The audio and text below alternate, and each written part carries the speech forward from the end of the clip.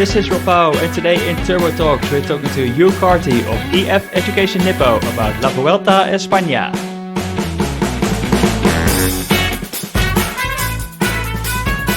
Alright, welcome back to the Turbo Talks podcast. The third and final Grand Tour of the year is starting in Burgos this weekend. La Vuelta a España. 3 weeks of racing all across Spain to see who ends up with that red jersey in Santiago de Compostela. And one of the riders who will definitely be in the mix to take those honors is our guest on today's episode. He finished on the podium last year and he's back for more. Hugh Carthy of EF Education Nippo. Welcome you. Thanks for joining the show. How are you going? Thank you. Thanks for having me. Going very well, thank you. Just here in Burgos now, a few days before the start. Acclimatizing and preparing, yeah. You look pretty relaxed. I think you're making yourself comfy on the bed, enjoying the tapering week. Yeah, I just finished our lunch, so room now, resting up. And you're just coming off a stage win in Vuelta a Burgos like 2 days ago.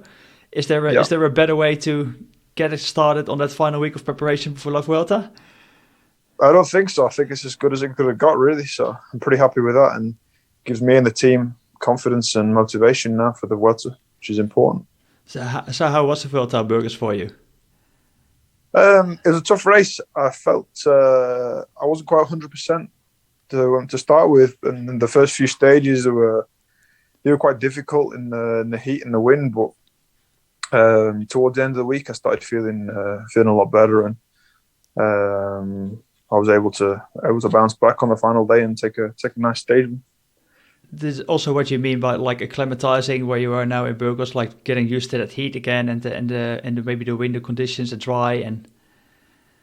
Yeah, exactly. You just get used to the temperatures that we're racing in. I mean, it's where I live normally. It's not different really, the temperature, but here everything's different. I mean, you got to get used to the roads, the Spanish roads, and like you say, the wind. And we're here now, and we can take advantage of looking at the courses for the first few days of the Vuelta, the first few stages. So they're important details, and you can get a little advantage. So what's sort of like the impact on like something like what you mentioned, like the Spanish roads? How different is it than, say, you were racing like in Italy before, like Giro, or if you're in a tour? Nothing special. I mean, it's nothing really to see, but it's just, how the roads are, the types of road surfaces, and every country is slightly different. I mean, if you go to France, the roads are particular there, and Italy the same. They're just slightly different when you ride here, and you just notice that they're slightly different, the way they are, the way the junctions and corners are, and the layout and things. It's just good to see where you're racing and get a general idea. Yeah, you mentioned going into that Vuelta Burgos. You said maybe not 100% yet, but you're getting there towards the Vuelta now. Yeah, I think my training went well over the summer. It went really well after the Giro. I had a nice break and came back motivated and relaxed as well. So I was feeling good, but for some reason last week I didn't feel, for one reason or another, I didn't feel great. I wasn't 100%, and I wasn't my usual self. But I don't think I was sick. I was just a bit tired, and I don't know. But at the end of the week, I felt okay. So I was happy to turn it around. It's just good for the team to see me that I'm ready, and whatever happened during the early part of the week had passed, and I was on some good form again. Is that maybe something to do with like your training load that is building, and you're getting something like some really fatigue stages in the preparation for La Vuelta that may have influenced that then, or? No, I think I don't think I was sick, but I think something was just not quite right. I don't know, maybe something I ate or something. Yeah, I don't know. I just wasn't 100%. I didn't feel I wasn't sleeping too well, and I just wasn't feeling great in general. Feeling tired. So, but I don't think it was the training, because before this race I felt fine. I did some tests and things, and I was okay before the race. So I think it was something when I arrived here, I maybe had something not quite right. I saw a comment from, I think it was Adam Yates on your Instagram account as well, that you apparently sort of like mentioned to him earlier on in the stage that you weren't going for it, and then you're ending up with a stage win anyway, or?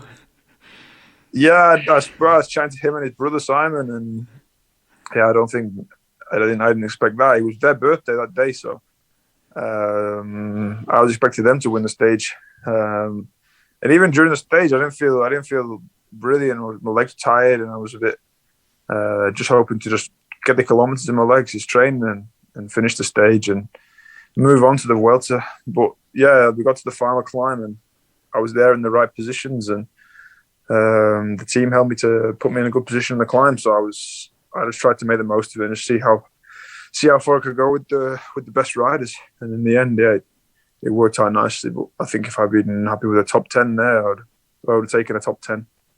Had that been there, and I'd have been happy with that, given the rest of the week. So, yeah, to win was it was a nice surprise. It wasn't what I was expecting, but it was a nice surprise. You'll take it for sure.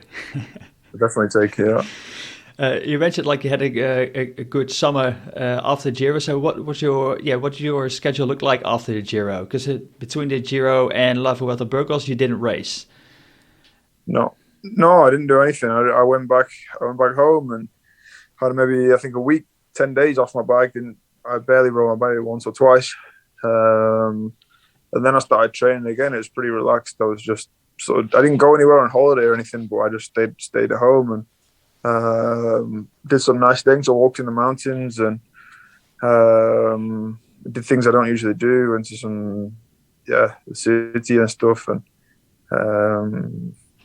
some nice things, relaxed things. Had lunch out and dinner out and things like that.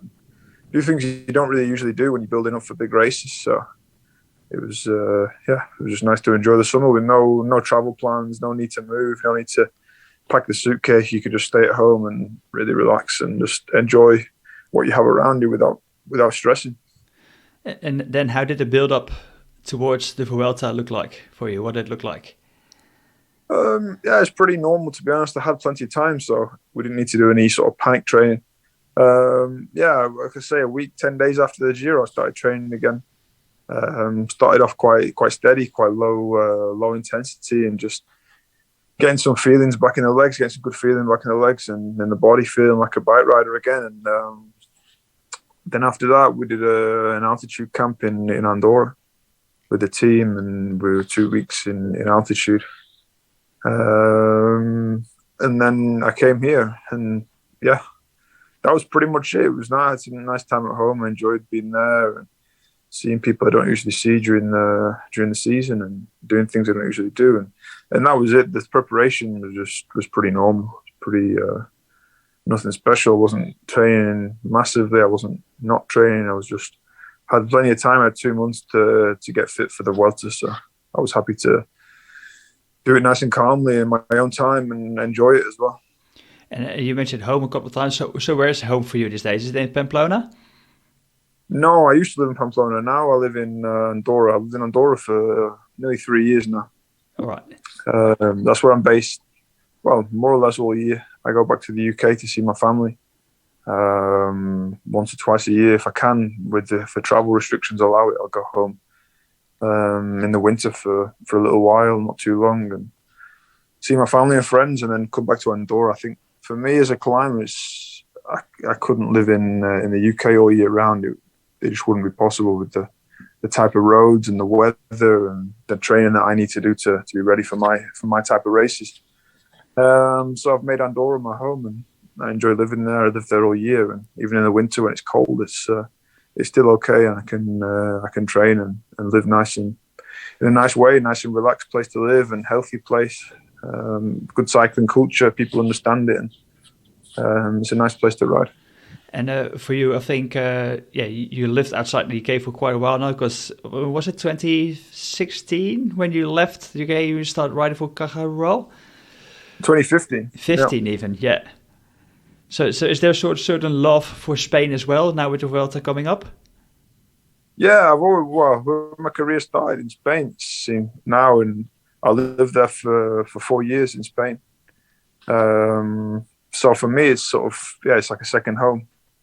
I speak the language, I have some good friends there, and I've won quite a few races in Spain now, so I think the people sort of appreciate me being there and appreciate me as a rider in Spain. So I feel it's always nice to race in Spain, and you do races here where you can speak to the fans, and you're in the hotels. You can speak to the staff and speak to the locals, and it's a cycling nation. And I think they love it when they love their own riders, the Spanish riders. They love the foreign riders as well. And to have some kind of history with Spain, with the Spanish team, and speaking Spanish, it makes it even nicer. And then obviously great memories probably from last year from Vuelta ending up on the podium. Yeah. How special was that to be on that for the first time on a podium in a Grand Tour? Yeah, I think for any rider, any Grand Tour rider, it's to be on the podium is where that's the big objective. First, second, or third is. I mean, winning a Grand Tour is one thing, but to be second or third is still an amazing achievement, and it can come. That could be it for me. That could be the biggest result of my career. So. Yeah, it was nice to really enjoy it at the time and really appreciate it. I think because some riders, they can be pro for 15 years and they never get on the podium in a Grand Tour. So to do it while I was quite young was special, So I didn't take that for granted. I'm not a kind of rider who wins every week like Alaphilippe or Roglic or Pogacar. So for me to be there and win a stage and be on the podium is,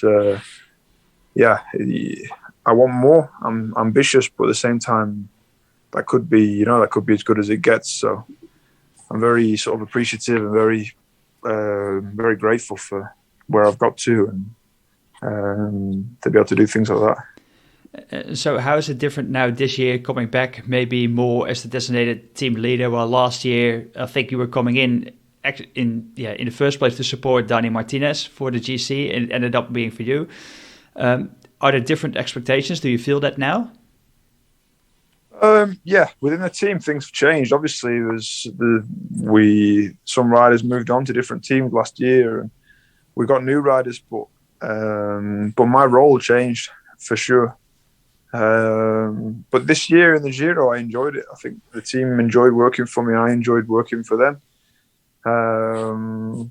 The result in the Giro wasn't exactly what we went for. I think we definitely wanted a better result than that.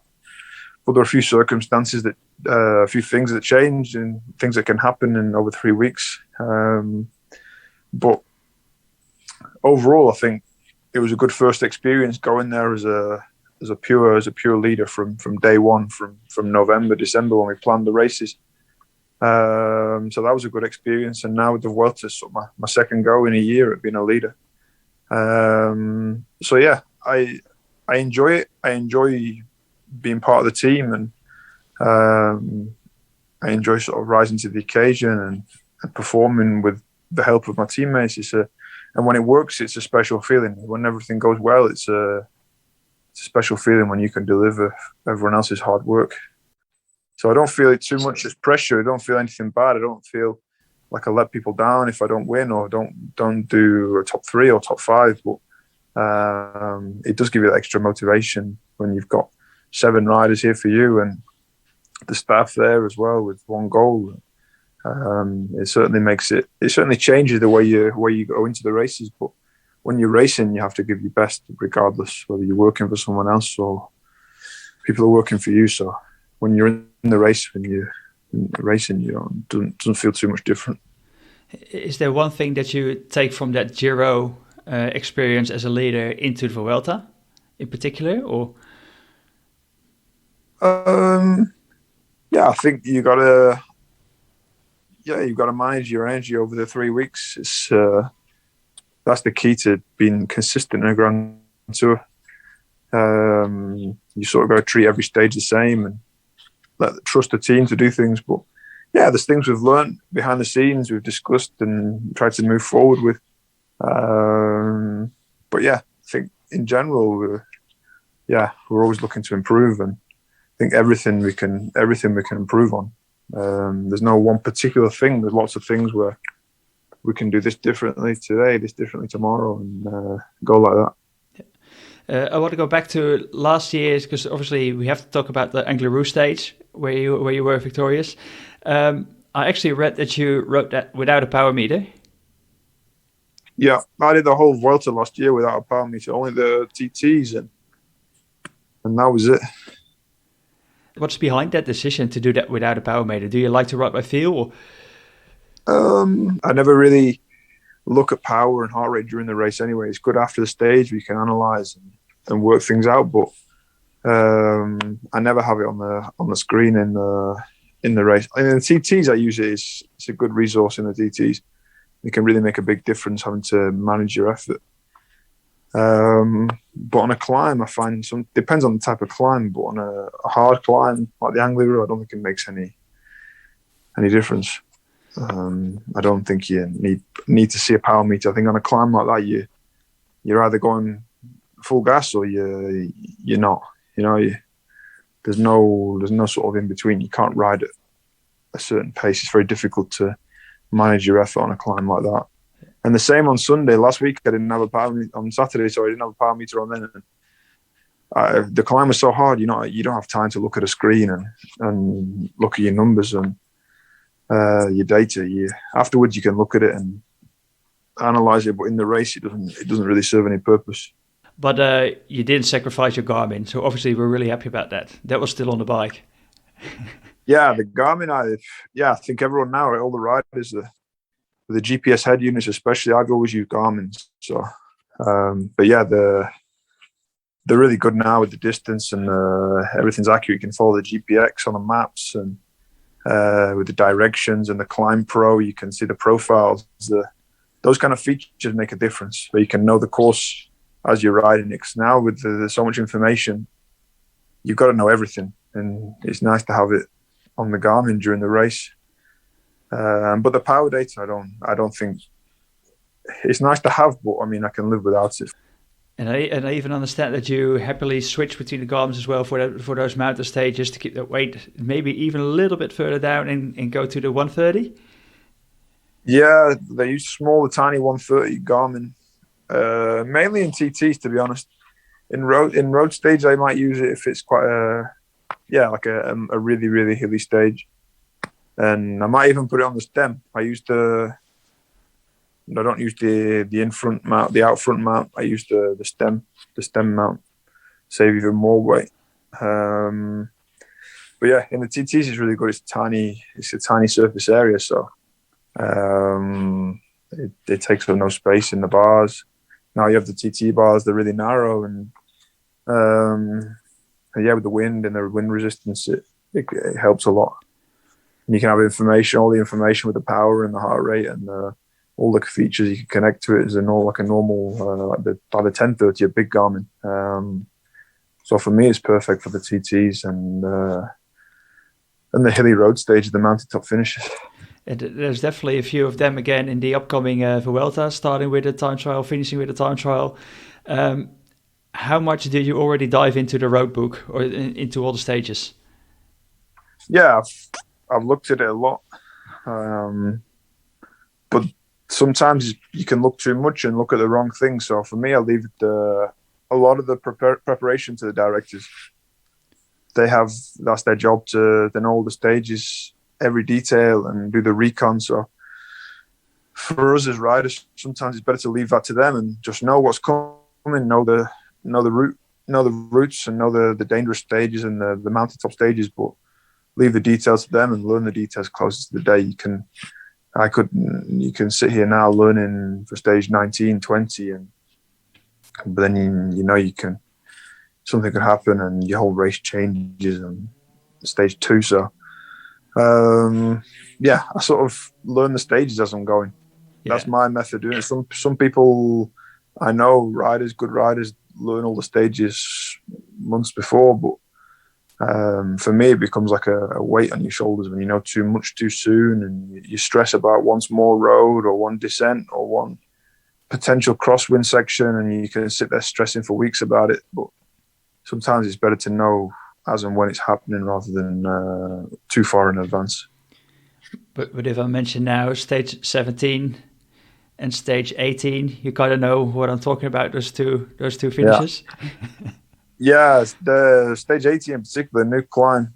That's going to be something special. Covadonga, I've done that before. I did it in 2016 Vuelta. Was that the one with Pinot? Maybe it was Pinot. Pinot or Froome, I can't remember. I can't remember who won that stage.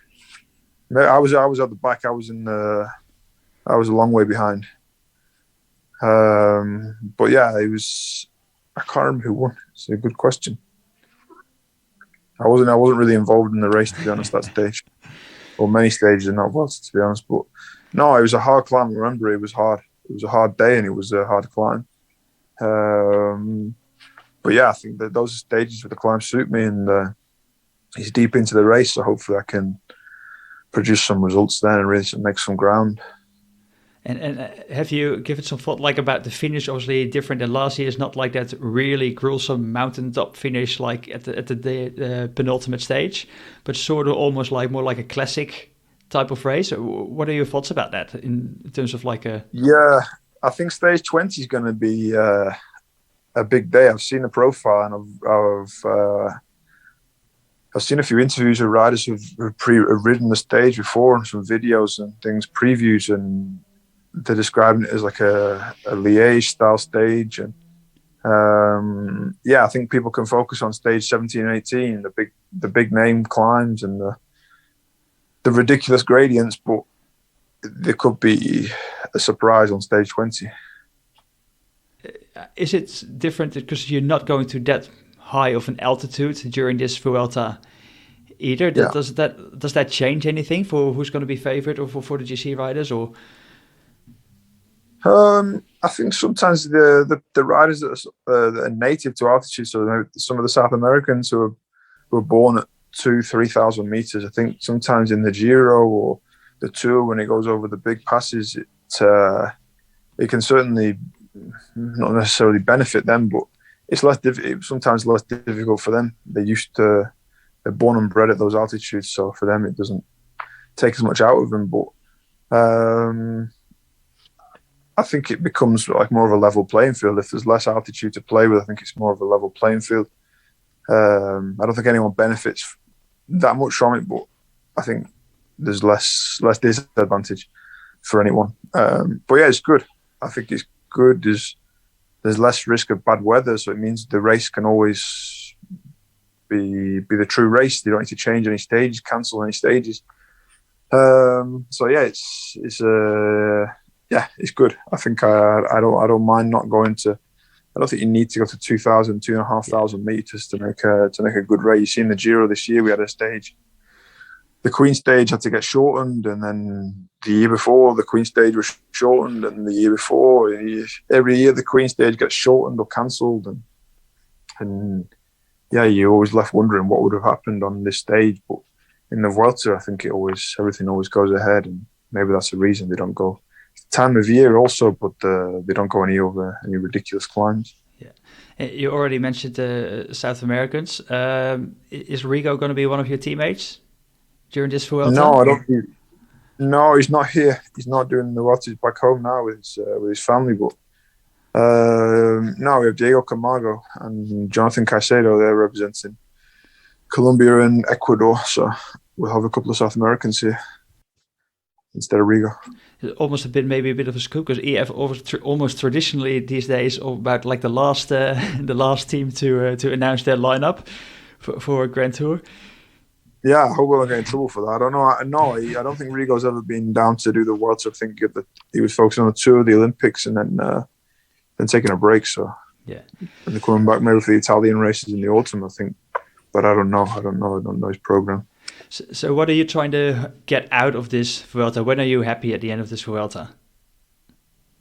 I think if we have a good 3 weeks and what happens. I think to start off with, I'd like to try and aim to have a good position in the GC, the general classification, where I can equal last year or better, or top 5. I think could be a good result. Second Grand Tour of the year, and yeah, I think now with my win last week, I've got a good opportunity ahead of me.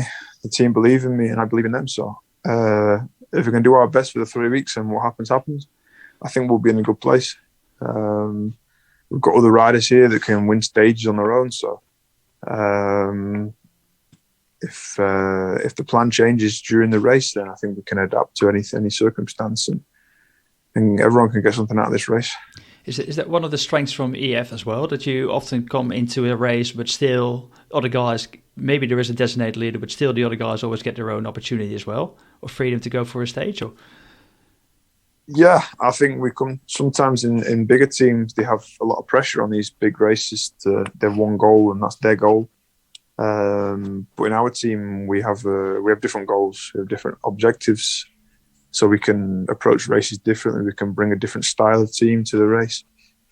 So yeah, it benefits us over 3 weeks because a lot can happen with crashes and injury, illness. So yeah, I think it's an advantage to have a team that can adapt to any circumstance and variety of riders for different terrains. And is there at the end of the Vuelta, do you then look at the standings and see if you're the best British person in the race? Oh, I don't look at that too much. I think if you're the best British, you're probably doing quite well nowadays. I was about to say. There's a lot of good British riders that will probably be up there. So I think if you're the best British rider, you've probably done pretty well. And if you're not the best British rider, you're from Adam this year, and Pidcock will be there, and James Knox, and probably some other British riders too. Yeah, that's gonna be an interesting one. Is there anyone in particular who you saw maybe riding in Vuelta Burgos who say like, oh, that person is gonna go really well and might be a surprise, turn a few heads this Vuelta? I think Landa maybe, but I don't think Landa's much of a surprise. He was looking good. He was looking quite fresh, and after his crash in the Giro, it looks like he's recovered okay and got back to fitness. So I think Landa's one of the favourites. Bernal and Adam Yates crashed in stage 1, but they looked okay.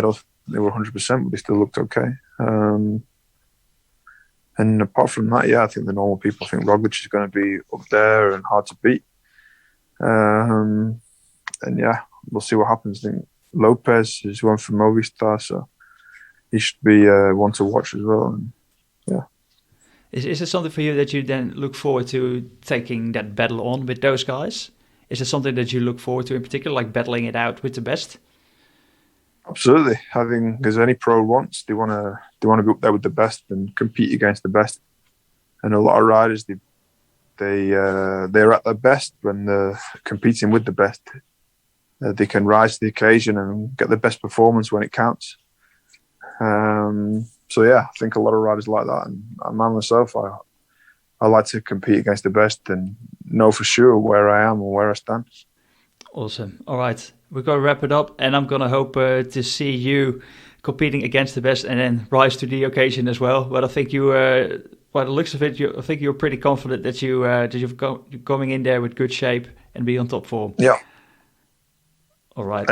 All right. Awesome. You, thanks for your time. Have a good last couple of days before the action starts, and all the best for La Vuelta. Thank you. All right, and thank you all once again for listening to the Turbo Talks. And you know what to do. Share the podcast with a friend, and as always, never stop cycling. This was Rob Bauer with Hugh Carthy of EF Education Nippo. Stay tuned for the next Turbo Talks.